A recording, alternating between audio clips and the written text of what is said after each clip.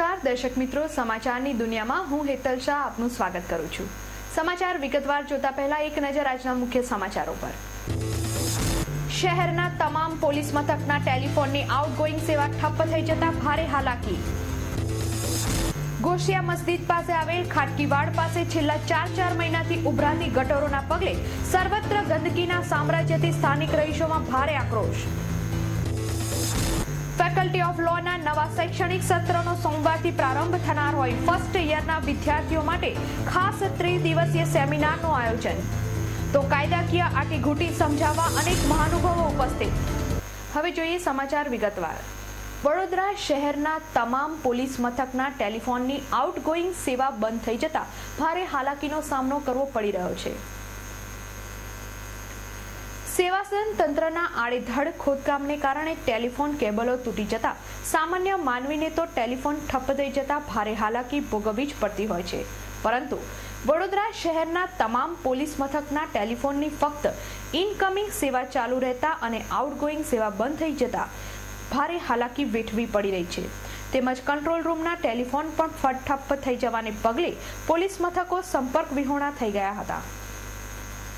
શહેરની helping hand સંસ્થા દ્વારા આજે મુસ્લિમ ગરીબ અને વિધવા મહિલાઓને અનાજની કીટનું વિતરણ કરવામાં આવ્યું હતું। શહેરની હેલ્પિંગ હેન્ડ સંસ્થા દ્વારા અગાઉ 2000 જેટલી મહિલાઓને સિલાઈ મશીન લારીઓ આપી સ્વરોજગારી મેળવવા મદદ કરવામાં આવી હતી। તેમજ 4000 જેટલા બાળકોને કોમ્પ્યુટર શિક્ષણ પણ આપવામાં આવ્યું હતું। ભાઈ બીજના દિવસે બહેનોને અનાજની કીટનું વિતરણ કરવામાં આવતું હતું તે સમયે સ્વયં રણજીતસિંહ ગાયકવાડ અચૂક હાજર રહેતા હતા। દર વર્ષની જેમ આ વર્ષે પણ માંડવી ચિત્તેખાનની ગલીમાં રમઝાન માસ પૂર્વે હેલ્પિંગ હેન્ડ સંસ્થા દ્વારા આજે મુસ્લિમ ગરીબ અને વિધવા મહિલાઓને અનાજની કીટનું વિતરણ કરવામાં આવ્યું હતું, જેમાં વડોદરા શહેર તથા જિલ્લામાંથી 2000 જેટલી મહિલાઓએ તેનો લાભ લીધો હતો। હેલ્પિંગ હેન્ડ ટ્રસ્ટ પાછલા 22 વર્ષથી વિધવાઓ ગરીબોને મદદ કરવાનું કામ કરે છે। અમે અત્યાર સુધી 2000 સિલાઈ મશીન અપાવી, 2000 લારીઓ અપાવી, 4000 છોકરાઓને કોમ્પ્યુટર શીખવાડ્યું। આ જે હમણાં અનાજનું વિતરણ ચાલી રહ્યું છે એ અમારા રમઝાન પર્વમાં મુસ્લિમ વિધવાઓને જકાતની જે રકમ આવે છે એમાંથી અનાજની કીટ આપવામાં આવી રહી છે। દિવાળીમાં અમે હિન્દુ બહેનોને ભાઈ બીજના દિવસે અનાજ આવી રીતે જ વેચીએ છીએ, જેમાં સ્વર્ગસ્થ રણજીતસિંહ ગાયકવાડ સાહેબ દર વખત હાજર રહેતા હતા। અને આ અન્નદાન મહાદાન છે। આ એક મેસેજ છે બધાને કે આપણે ગરીબોની તરફ ધ્યાન રાખીએ અને એમને અન્નનું દાન કરીએ। આ કુલ 2000 ગરીબ વિધવાઓને અનાજ આજે કુલ 1000 છે, આજુબાજુના ગામડાઓમાં જેવું દેવગઢ બારિયા ને જુદા જુદા ગામડાઓમાં 150 કીટો 200 કીટો અહીંથી બનીને જશે। આમ કુલ મળીને 2000 ગરીબોને અમારે અનાજ વિતરણ કરવાનું છે। આજે વહેલી સવારે સન ફાર્મા રોડ ઉપર રેતી ભરેલા ડમ્પરના વ્હીલ જમીનમાં ખૂંપી જતા તંત્રની પોલ ખુલ્લી પડી જવા પામી હતી। આજે વહેલી સવારના 9 વાગ્યાના સુમારે શહેરના અક્ષર ચોક નજીક સન ફાર્મા રોડ પર શ્રીજી બંગલોઝની નજીક એક રેતી ભરેલ ડમ્પરના વ્હીલ રસ્તામાં ખૂંપી ગયા હતા, જેના પગલે 3 કલાકની ભારે જહેમત બાદ જેસીબી મશીનની મદદથી ડમ્પરના વ્હીલ બહાર કાઢવામાં આવ્યા હતા। ઓલપાદરા રોડ પર પડેલ વિશાળકાય ભૂવો, ત્યારબાદ ઠેર ઠેર ભારે માલવાહી વાહનોના વ્હીલ રસ્તામાં યોગ્ય પુરાણ ન કરવાને પગલે ખૂંપી જતા તંત્રની પોલ ખુલ્લી પડી જવા પામી છે। શહેરના ગોશિયા મસ્જિદ પાસે આવેલ ખાટકીવાડમાં છેલ્લા 4 મહિનાથી ઉભરાતી ગટરોના પગલે લોકો ત્રાહિમામ પોકારી ઉઠ્યા છે।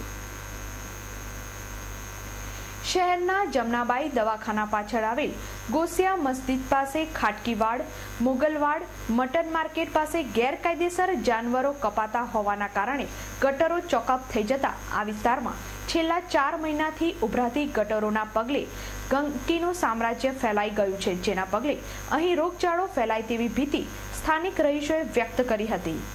વારંવાર કોર્પોરેશનમાં રજૂઆત કર્યા બાદ પણ સમસ્યાનો ઉકેલ ન આવતા સ્થાનિક રહીશોમાં ભારે આક્રોશ જોવા મળ્યો હતો, તેમજ તંત્ર અને કાઉન્સિલર વિરુદ્ધ ભારે સૂત્રોચ્ચાર કર્યા હતા। અમારા વિસ્તારમાં ગેરકાયદેસર જાનવર કપાય છે, જેના લીધે આ બધી ગટર લાઈનો બધી ચોકઅપ થઈ છે. અમે વારંવાર રજૂઆત કરી છે, મગર કોર્પોરેશનવાળા કોઈ પણ જાતનું ધ્યાન આપતા નથી.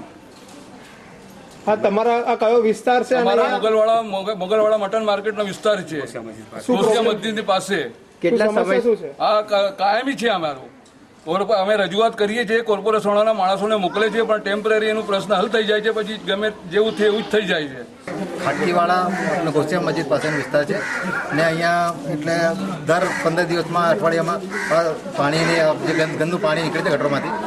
જે ભાઈએ કીધું કે આપણે જે ગેરકાયદેસર જે જાનવરો કપાય છે એના લીધે અમારે બધું બહુ સહન કરવું પડે છે ને અમારું ઘરનું પાણી, બોરિંગનું પાણી બધું ખરાબ થઈ જાય છે. ને હમણાં તો આપણે જે મસ્જિદ છે અમારી ગોસિયા મસ્જિદ, ગઈકાલે શુક્રવાર હતો, ઓછામાં ઓછા 1000 માણસ આવવા જોઈએ નમાજ પઢવા માટે. 25% જેવી હાજરી હતી ને મદ્રેસો પણ ચાલે છે. બધા આવવા જવાનું બધું પેલું રસ્તો છે ને બધું ગંદુ પાણીથી બધા લોકો પરેશાન છે ને બીમારી सीजन बीमारी नो फाटी निकलवाने की संभावना है. घड़ी घड़ी हम कंप्लेन करते हैं, जो थोड़े दिन जरा दिन अच्छा रहता है, फिर वो वही हो जाता है. और आते और जरा दिन काम करके चले जाते हो, कुछ बराबर काम करके जाते नहीं है. कोई काया भी तकलीफ 4 महीने से हम तकलीफ सहन कर रहे हैं. हमारे घर हमारे तकलीफा हमारे कुछ तकलीफा सहन करना पड़ता है. हमको बाहर निकलने की तकलीफ हो गई है, बच्चे बीमार हो जाते हैं. મહારાજા સયાજીરાવ યુનિવર્સિટીની ફેકલ્ટી ઓફ સોશિયલ વર્ક ખાતે આઈજી પટેલ સેમિનાર હોલમાં ત્રિદિવસીય સેમિનારનું આયોજન કરવામાં આવ્યું છે.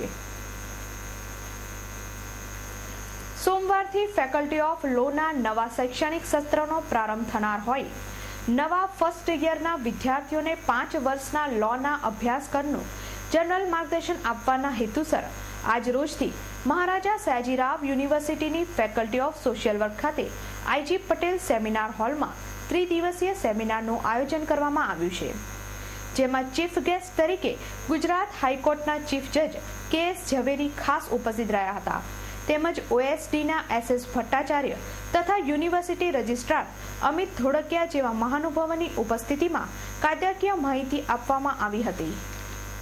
ફેકલ્ટી ઓફ લો અંતર્ગત આજે 5 યર્સના કોર્સમાં જે નવા સ્ટુડન્ટ્સ આવ્યા છે ફર્સ્ટ યર માટે, એમના માટે એક ઓરિએન્ટેશન સેમિનાર રાખ્યો છે. 3 દિવસનો પ્રોગ્રામ છે, જેનું આજે ઇનોગ્રલ સેરેમની છે, જેમાં આપણે ગુજરાત હાઈકોર્ટના જજ છે ઓનરેબલ જસ્ટિસ કે.એસ. ઝવેરી એ ચીફ ગેસ્ટ તરીકે આપણે એમને ઇન્વાઇટ કર્યા છે, અને એમની સાથે સાથે આપણા યુનિવર્સિટીના OSD registrar doctor Amit Dholakia, ફેકલ્ટીના founder dean professor H C. Dholakia, ફેકલ્ટીના ઓએસડી પ્રોફેસર એસ.એસ. ભટ્ટાચાર્ય પણ અને સિન્ડિકેટ મેમ્બર તુષાર વ્યાસ પણ આ ફંક્શનમાં હાજર રહ્યા છે.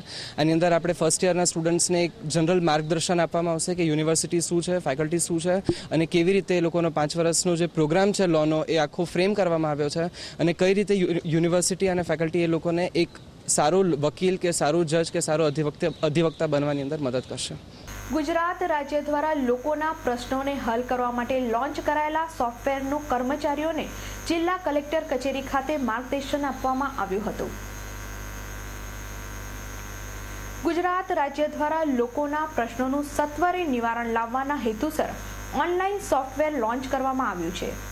આ સોફ્ટવેર વિશે કર્મચારીઓને માહિતગાર કરવા આજે જિલ્લા કલેક્ટર કચેરી ધારાસભા હોલ ખાતે ગાંધીનગરથી આવેલ અધિકારીઓ દ્વારા ઓનલાઈન કાર્ય સાથે સંકળાયેલા 6 જિલ્લાના કર્મચારીઓને વિશેષ માર્ગદર્શન આપવામાં આવ્યું હતું.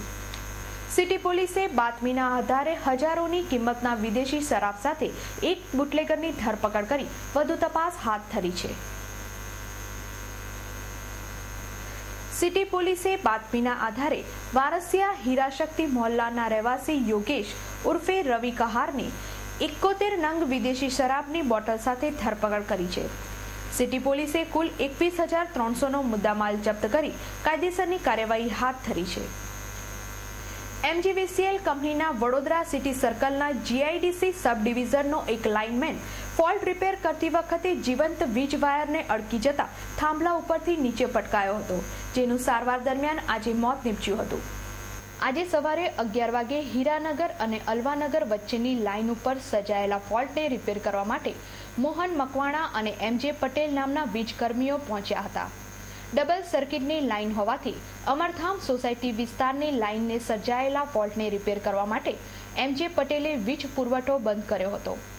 મોહન મકવાણા વીજ લાઇન ઉપર ફોલ્ટ રિપેર કરતા હતા તે દરમિયાન એકાએક બાજુની જીવંત લાઇનને હાથ અડી જતા તે નીચે પટકાયા હતા. થાંભલા ઉપરથી જમીન પર પટકાવાના પગલે મોહન મકવાણા અર્ધબેભાન થઈ ગયા હતા. સાથી લાઇનમેને તાત્કાલિક આ બનાવની જાણ સબ ડિવિઝનના ડેપ્યુટી એન્જિનિયર MS ઠાકોરને કરી હતી. મોહન મકવાણાને ખાનગી હોસ્પિટલમાં દાખલ કરવામાં આવ્યા હતા. ઊંચાઈએથી પટકાયેલા મોહનને કમર અને પગના ભાગે ઈજાઓ થઈ હતી. આજે ટૂંકી સારવાર દરમિયાન મોહન મકવાણાનું મોત નીપજ્યું હતું. દર્શક મિત્રો, આ હતા અત્યાર સુધીના સમાચારો. આવતીકાલે તાજા સમાચારો સાથે ફરીથી મળીશું. ત્યાં સુધી DN TV પરિવારની સમગ્ર ટીમને રજા આપશો. નમસ્કાર.